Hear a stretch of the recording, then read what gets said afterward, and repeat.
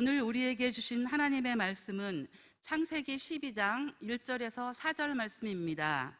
창세기 12장 1절에서 4절입니다. 찾으신 후 저와 여러분이 한 절씩 교독하신 후 마지막 절은 합독하시겠습니다. 여호와께서 아브라함에게 이르시되 너는 너의 고향과 친척과 아버지의 집을 떠나 내가 내게 보여줄 땅으로 가라. 내가 너로 큰 민족을 이루고 내게 복을 주어 내 이름을 창대하게 하리니 너는 복이 될지라. 너를 축복하는 자에게는 내가 복을 내리고 너를 저주하는 자에게는 내가 저주하리니 땅의 모든 족속이 너로 말미암아 복을 얻을 것이라 하신지라.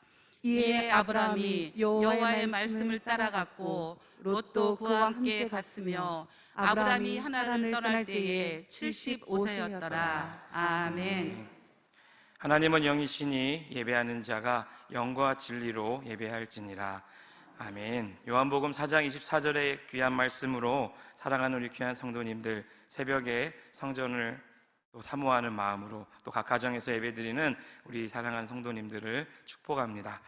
우리 담임 목사님께서는 미래목회위원회 모임에 지금 참석 중이십니다. 이를 위해서 함께 중보해 주시고 더욱 기도에 힘쓰는 사랑하는 우리 시냇가 푸른나무교회 귀한 성도님들이 되시기를 축복합니다. 오늘 이 새벽 저와 여러분이 함께 나눌 말씀은 출애굽기의 말씀이고, 말씀의 제목은 예배를 위한 하마콤이라는 제목으로 저와 여러분이 하나님의 은혜를 함께 나누고자 합니다. 현실 세계를 의미하는 유니버스라는 단어가 있습니다. 더 나아가서는 가공과 추상을 의미하는 메타라는 단어가 있습니다. 이 두 단어를 합쳐서 메타버스라고 합니다. 시내버스 이런 거 말하는 게 아니고요, 유니버스와 메타라는 단어를 합쳐서 만든 메타버스라는 단어예요. 처음 들어보시죠?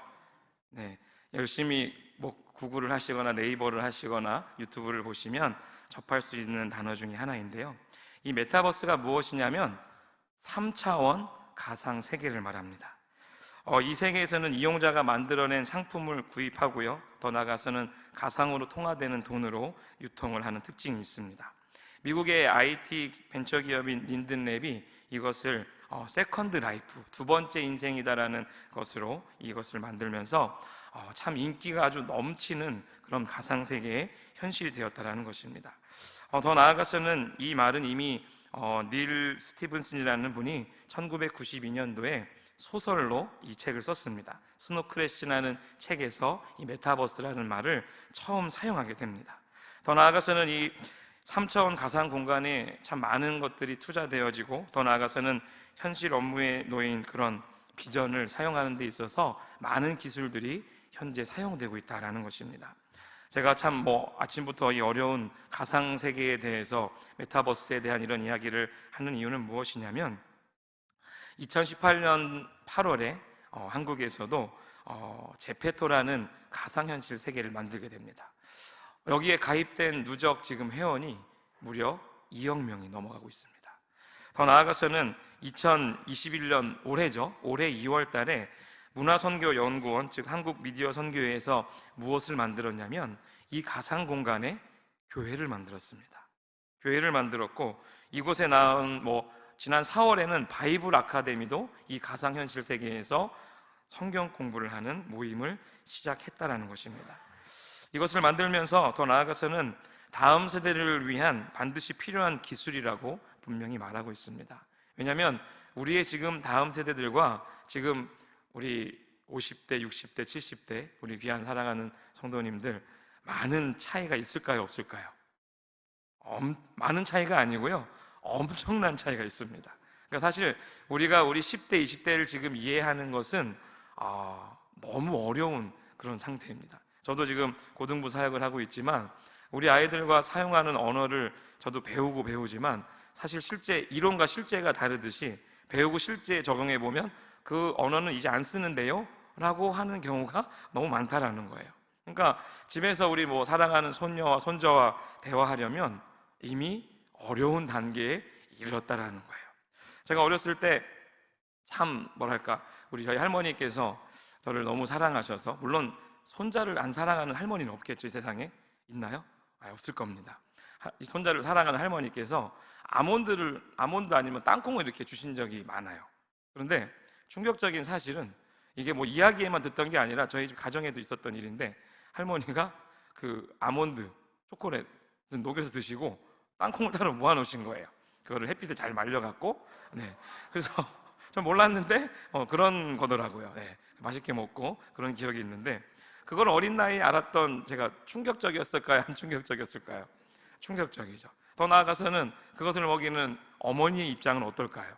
네, 이것이 먼 과거 일하기가 아니라 불과 한 30년 전에 일하는 겁니다. 참 우리 세대와 세대 사이, 더 나아가서는 그런 뭐 먹는 거나 아니면 더 나아가서는 우리 눈에 보여지는 그런 대중매체들, 현실의 모습들이 너무도 급격하게 변화하고 있고 너무도 빠르게 변하고 있다는 겁니다. 더 나아가서는 코로나19가 우리에게 선사하는 것이 무엇입니까? 가정에서 유튜브로, 온라인으로, 인터넷으로, 더 나아가서는 작은 모바일, 핸드폰으로 예배를 드리고 있다는 거예요. 그리고 그 작은 모바일 기기만 있으면 전 세계 어디든 우리는 접속하여서 무슨 일이 일어나는지 알 수 있고요. 더 나아가서는 뭐 영어를 하든 유럽어가 아니라 불어를 하든 또 중국어를 하든 상관없이 그 모든 언어들이 지금 우리가 쓰고 있는 한국어로 번역도 되어지고, 더 나아가서는 막 그런 사람들이, 어떤 사람들이 이제 막 운영하는 그런 사이트나 더 나아가서는 그런 실제적으로 뭐 어떤 일을 하거나 어떤 강의를 하거나 이런 것들을 너무도 쉽게 접할 수 있는 시대가 되었다라는 거예요. 이것을 보면 분명히 예배의 문제도 그것 가운데 펼쳐지기 시작한다라는 거예요. 장소의 문제일까? 아니면 시간의 문제일까? 가정에서 예배 드리는 것은 가짜 예배이고, 아니면 더 나아가서는 내가 있는 그곳에서 예배 드리는 것이 가짜 예배일까? 하나님이 받지 않는 예배가 될까? 이러한 고민들이 점차적으로 생겨나간다는 거예요. 성전, 성물, 성일, 삼성의 신앙에 대해서 우리 사랑하는 성도님들 너무 잘 알고 계십니다. 삼성의 신앙이 무너지지 않기 위해서 이 코로나 기간 동안 정말 발버둥을 치고 있습니다. 인원 제한이 있고요, 아니면 그 인원 제한 때문에 교회를 못 나오게 되면 가정에서 온라인을 통해서 예배를 드리게 된다는 거예요. 이 시대가 그냥 지금에 국한된 것이 아니라 앞으로 5년, 10년, 20년을 내다보면 점점점 심하게 될 것이라는 거예요. 미국에서는 이미 가상현실 세계에서 예배를 드리는, 가상공간에서 성전을 지어놓고 예배 드리는 일들이 이루어지고 있다는 거예요. 지금 한국에서도 역시 이미 4월에 가상공간에서 교회를 지어놓고 바이블 아카데미를 시작했다라는 거예요. 그리고 가상현실 세계에 자기랑 닮은 아바타를 만들어 놓고 활동하는 사람들, 화장을 하고 가방을 메고 옷을 입고 직접적으로 출근하는 회사원들, 이것이 지금 먼 이야기가 아니라 오늘의 이야기라는 거예요. 세계 인구가 뭐 60억, 70억 이렇게 이야기하지만 그 가상공간에 활동하고 있는 사람이 2억 명이 넘어가고 있다는 거예요. 근데 이 속도는 점점점 빨라질 것입니다. 그 전에 하늘나라 가는 것이 어쩌면 더 마음이 편할 수도 있습니다. 너무 배워야 될 것도 많고 알아야 될 것도 많다라는 거예요. 듣도 보도 못한 직업들이 생겨나고 있어요. 막 하늘을 날아가는 날아가잖아요. 드론이 날아가고 있어요. 그것으로 택배를 배달하고 택배 기사의 일들이 줄어들기 시작하고, 이런 일들이 점점 앞으로 다가오고 있다는 거예요. 가상현실, 증강현실, 이러한 곳에서 자신의 얼굴을 인식하고, 더 나아가서는 자신을 닮은 아바타가 내가 몸이 불편하면 집에 누워 있을지라도, 장애가 있을지라도 가상공간에서는 마음껏 뛰어놀 수 있는 그 시대가 지금 이미 도래했다는 것입니다. 오늘 말씀의 제목에 하마콤이라는 단어를 제가 넣어놨습니다. 이 히브리어 하마콤은요, 장소를 가리키는 마콤, 플레이스에 정관사 더가 붙어서 특별하게 구별한 그 장소라는 뜻, 더 플레이스라는 단어를 말합니다. 즉 이것은 무엇이냐면 하나님이 정하시는 곳, 즉 하마콤을 말합니다. 즉 하나님을 위해 살아가는, 또 더 나아가서는 부르심을 받은 사람, 오늘 등장한 아브라함을 가리킵니다. 창세기 12장 1절에 보면 이 말씀이 있습니다. 내가 내게 일러준 산, 내가 내게 보여줄 땅으로 가라고 우리 하나님이 아브라함에게 말씀하십니다. 창세기 12장 1절 마지막 부분에 내가 내게 보여줄 땅, 이 단어가 하마콤이라는, 더 플레이스라는 단어라는 것입니다. 아브라함은 그 땅에 온 지 25년 뒤에 누구를 낳습니까? 이삭을 낳습니다. 그런데 하나님께서 그렇게 어렵게 낳은 독자 이삭을 정하신 곳으로 가서 제물로 드리라고 말씀하십니다. 그 이전에도 아브라함은 가는 곳마다 무엇을 했습니까? 단을 쌓고 예배를 드렸어요. 이미 그 과거에도 장소의 개념을 뛰어넘어서 가는 곳곳마다 아브라함은 제단을 쌓고 예배를 드렸다는 거예요. 더 나아가서는 큰 민족을 이루라고 주신 독자 이삭을 뭐라고 합니까? 하나님은 제물로 드리라고 하신 거예요. 하나님께서는 이 아브라함을 부르신 목적은 하나님이 구별하여 정하신 바로 그곳에서 그 땅에 참된 생명의 열매인 이삭을 제물로 드리라고 하는 그런 예배의 부르심의 자리였다는 것입니다. 아브라함을 하나님께서 부르신 의도는 다른 데 있는 것이 아니라 산 제물로 드리는 산 제사에 있었음을 우리는 알아야 합니다. 이것이 창세기에 기록된 아브라함의 마지막 이야기이기 때문입니다. 창세기 22장 2절을 이렇게 기록합니다. 여호와께서 이르시되 내 아들 내 사랑하는 독자 이삭을 데려와서 어디요? 모리아 땅으로 가라. 그리고 또 말씀하십니다. 내게 일러준 한 산, 거기서 그를 번제로 드리라고 말씀하십니다. 내게 일러준 한 산이 어디입니까? 모리아 땅에 있는 모리아 산이라는 거예요. 아브라함이 드리고 싶은 그런 어떤 장소가 아니고 가까운 장소도 아니었고 하나님이 정하신 그곳에서 독자 이삭을 하나님께 드리라고 말씀하신 거예요. 정하신 장소와 정하신 제물이 이미 있었다라는 것입니다. 바로 이렇게 처음 정하신 장소, 처음 정하신 제물이 있었습니다. 우리는 그것을 자꾸 잊어버리는데요, 하나님께서 처음 만드신 에덴이라는 곳입니다.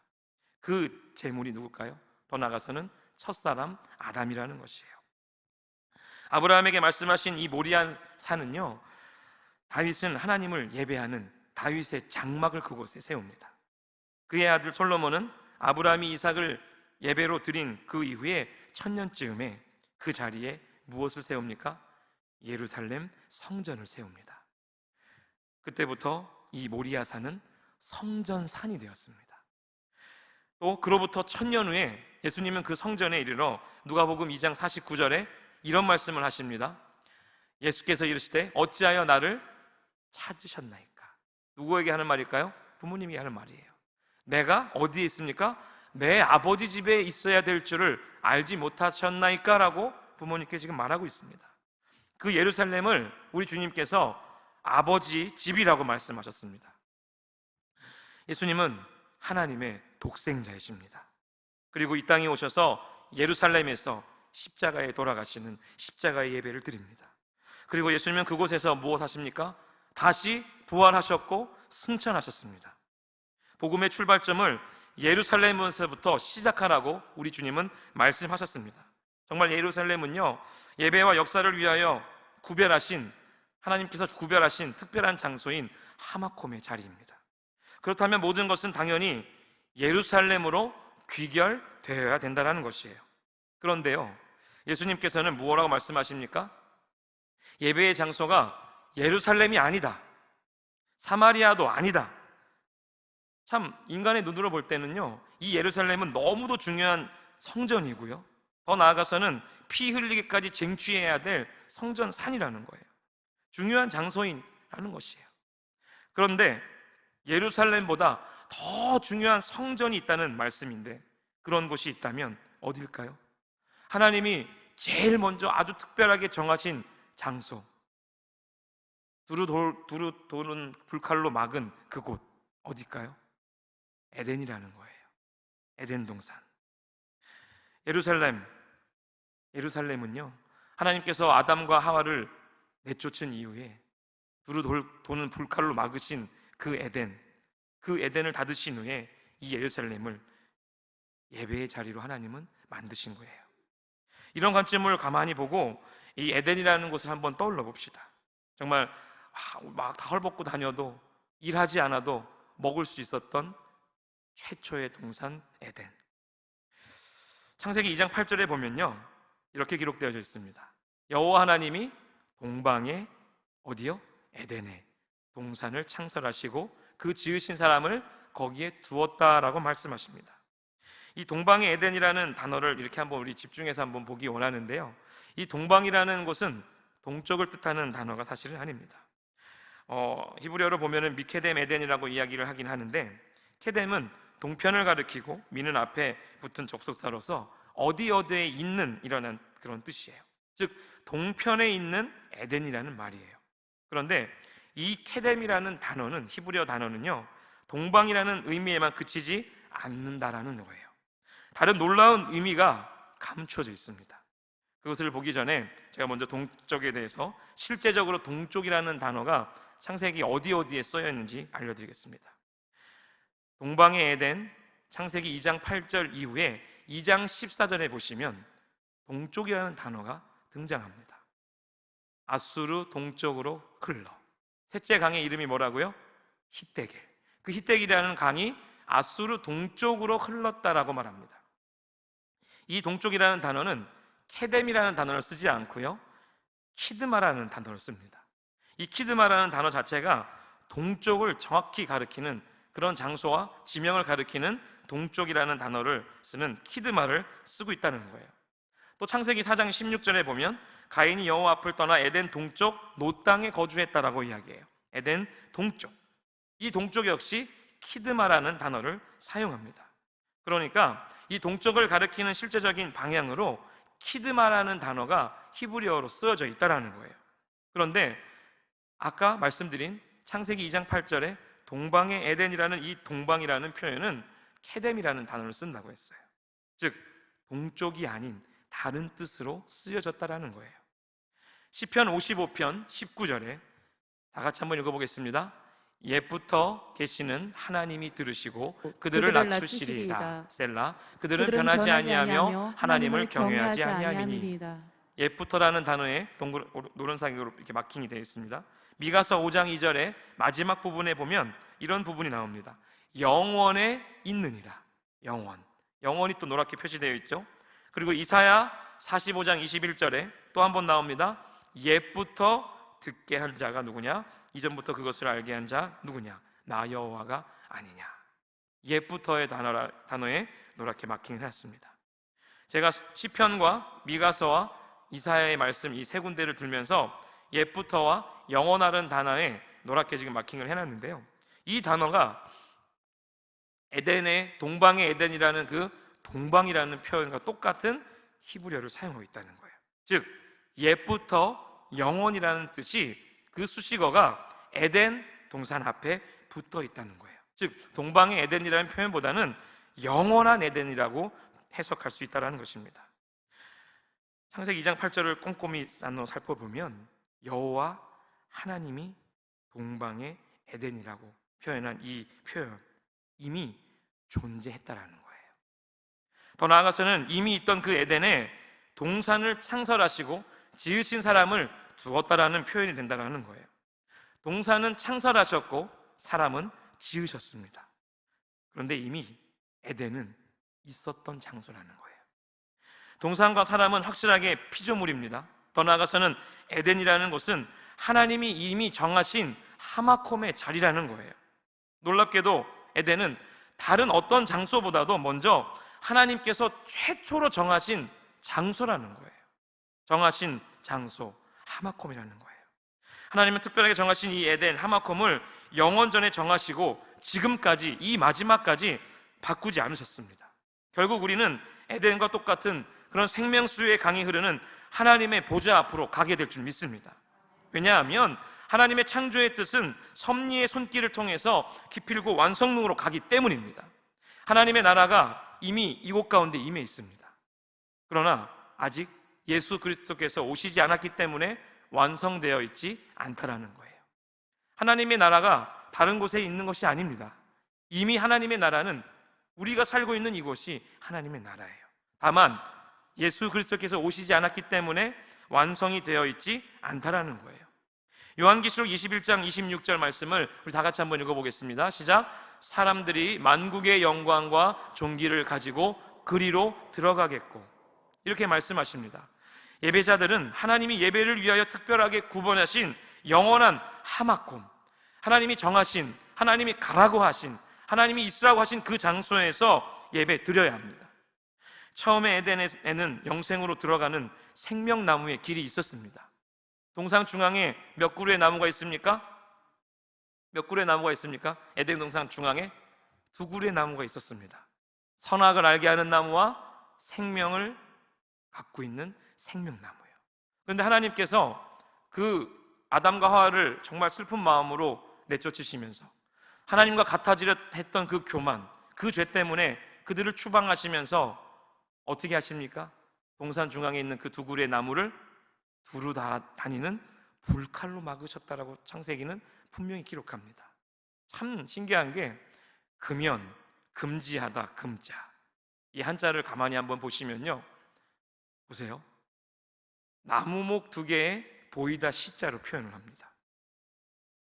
금지하다가 금인데 스탑이라는 단어인데 나무 2그루와 보이다 시자가 기록되어져 있는 게 한자로 표현하면 금지하다 금자예요.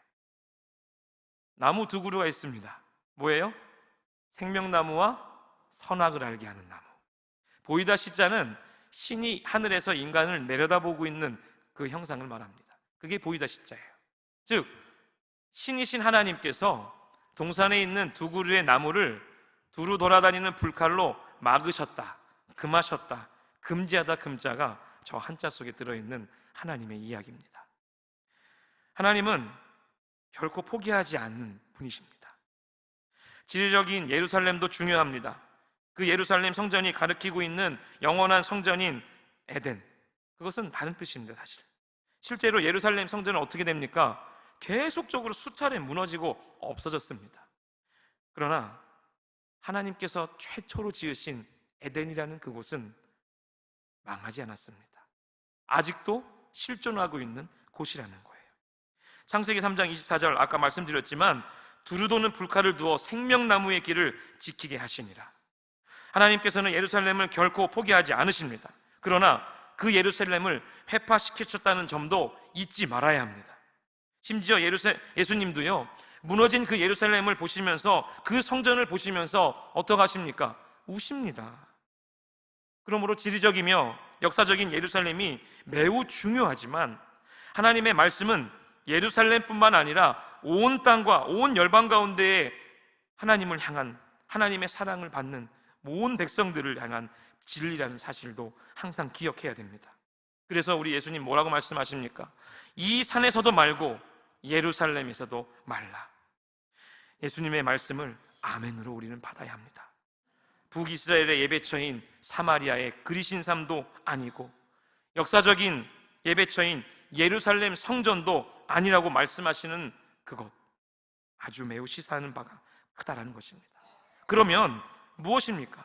진정한 예배의 출발점은, 그 출발은 먼저 지리적인 장소가 아니라 영과 진리의 자리라는 것을 여러분 기억하셔야 됩니다. 코로나19로 우리 가정에서 예배드리고 계시는 성도 여러분, 그곳이 하나님이 정하신 하마콤이라면, 특별히 정하신 장소라면 정말 마음과 뜻과 정성을 다하여서 예배드리는 것, 더 나아가서는 영과 진리로 드리는 그 예배가 진실로 회복되어야 될 줄 믿습니다. 지리적인 장소가 아니라는 것이에요.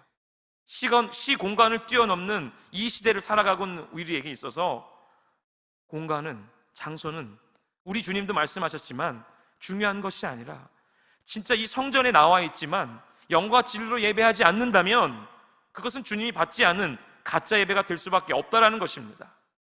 이곳에 앉아있지만 내 중심으로 예배를 드리지 않는다면, 내 마음으로 주님께 예물을 드리지 않는다면 그것은 다 가짜라는 것입니다. 우리 안에 영이 살아야 합니다. 하나님이 정하신 이곳이 하마콤이라면 우리의 영이 살아서 진리로 예배 드려야 된다는 것이에요. 하나님이 태초에 꿈꾸셨던 예배, 하나님이 태초에 꿈꾸시고 정말 사랑하였던 우리 받으시는 그 예배, 그 예배를 우리는 회복해야 됩니다.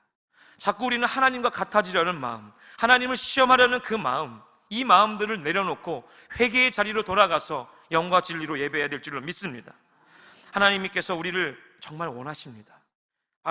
그것을 바라신 하나님께서 영이 죽어 영으로 예배할 수 없는 사람을 에덴에서 쫓아냅니다.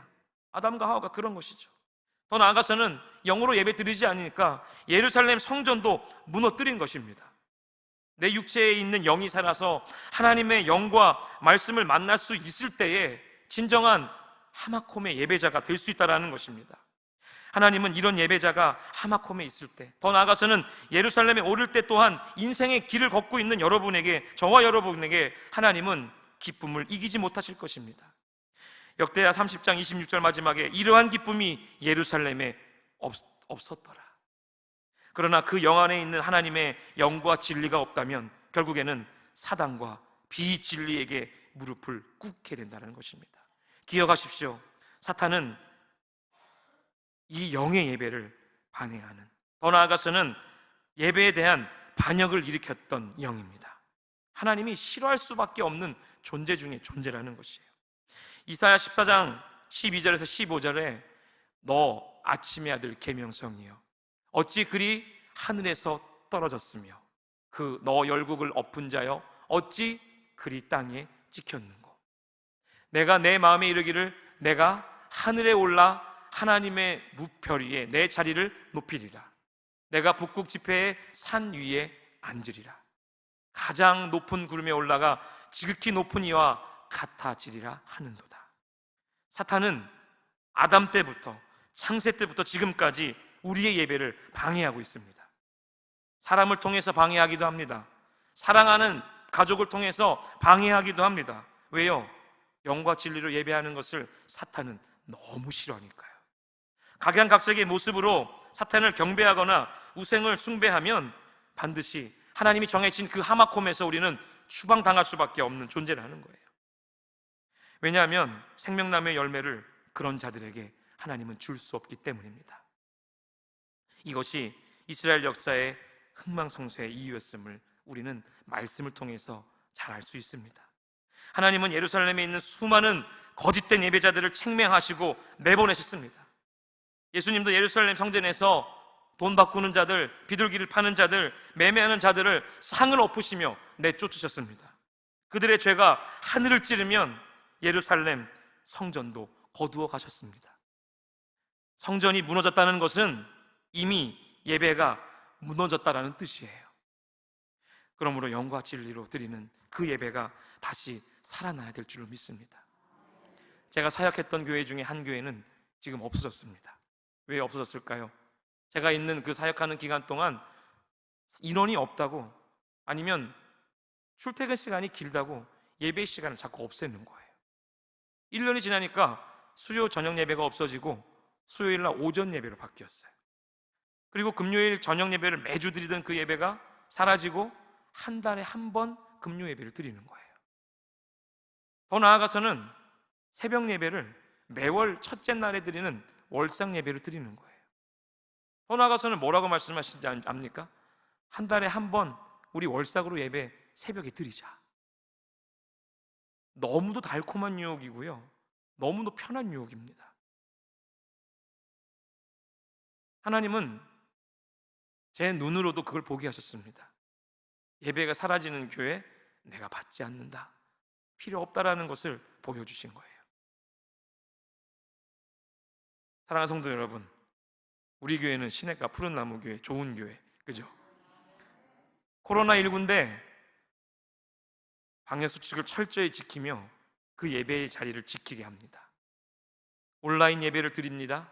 더 나아가서는 각각 장소에서, 지금도 베들레헴에서 예배드리는 귀한 성도님들 영상으로 예배 드리시지만 그곳이 하나님이 정하신 하마콤의 자리라는 거예요. 성전이 무너진 건 예배가 무너진 거예요. 교회가 사라지게 된 건 예배가 사라졌기 때문이에요. 반드시 성전도 다시 세워지고 삶도 더불어서 살아나야 합니다. 하나님은 예루살렘을 수없이 징계하시고 파괴하셨습니다. 우리는 역사적으로 그것을 배울 수도 있고요, 이미 볼 수도 있다는 거예요. 그런데 참 신기한 건 그 이상으로 다시 예루살렘을 회복시키시는 거예요. 저는 이것을 볼 때마다 이렇게 표현합니다. 하나님의 자기 모순이요 아이러니다. 그럴지라도 성전이 무너졌을 때에 포로로 잡혀간 다니엘이 바벨론에서 하루 3번씩 예배하고 또 주님을 찾자 포로에서 다시 돌아오게 하신 분이 하나님이세요. 단 한 사람의 예배를 받으셨다라는 거예요. 단 한 사람의 기도를 받으시고 이스라엘을, 예루살렘을 회복시키셨다라는 거예요. 저와 여러분이 그 단 한 사람이 되어지기를 주님의 이름으로 축원드립니다. 또한 주목할 것은 하나님은 언제나 예루살렘의 성전의 완전한 회복을 원하셨다는 것입니다. 그러므로 하나님의 영원한 갈망은 예배에 온전함이 있다는 사실을 절대 잊지 마십시오. 여러분이 설령 침대에서 예배를 드리고 있을지라도, 식탁에서 아니면 TV를 틀고 거실에서 예배를 드리고 있을지라도 예배의 온전함을 지키시기를 다시 한번 말씀드립니다. 내 몸을 정결하게 하고 내 마음을 정결하게 하여서 하나님께 집중하여 예배 드리기를 간절히 소망합니다. 우리가 드리는 예배에 대한 하나님의 기대는 하늘보다 높고 바다보다 깊습니다.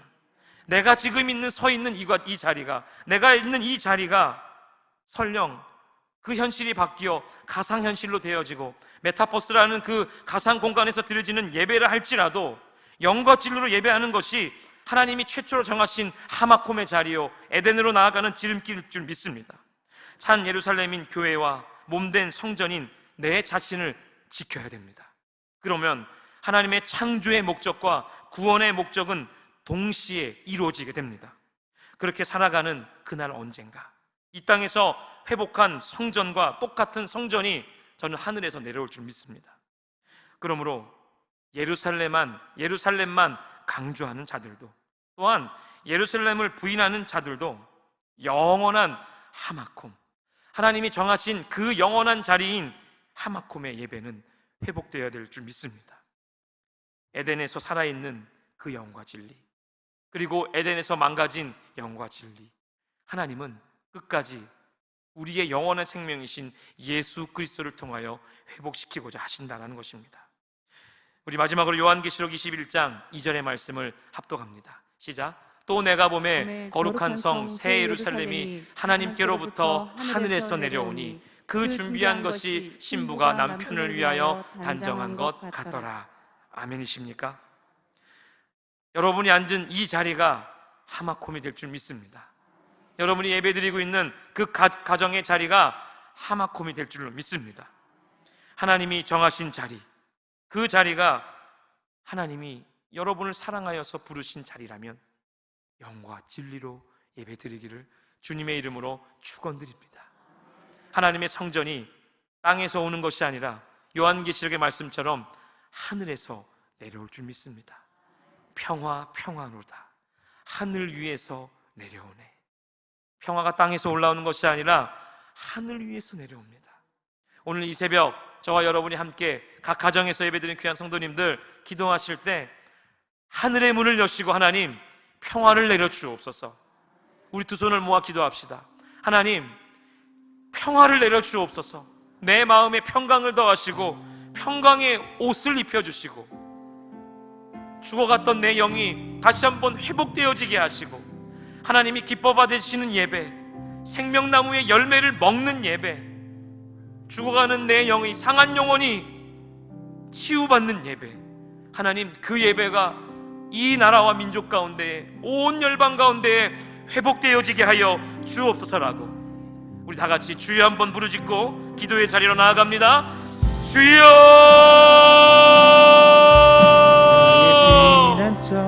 하나님, 우리 하나님께서 영과 진리의 예배를 원하신다라고 말씀하십니다. 이 땅에서도 아니고 예루살렘에서도 아니고 이 산에서도 아닌 하나님이 기뻐 받으시는 그 예배의 자리, 아브라함처럼 가는 곳곳마다 제단을 쌓고 주님을 예배했던 그 모습, 우리 주님은 살아계신 아버지이십니다. 그 아버지께서 우리에게 말씀하십니다. 너와 내가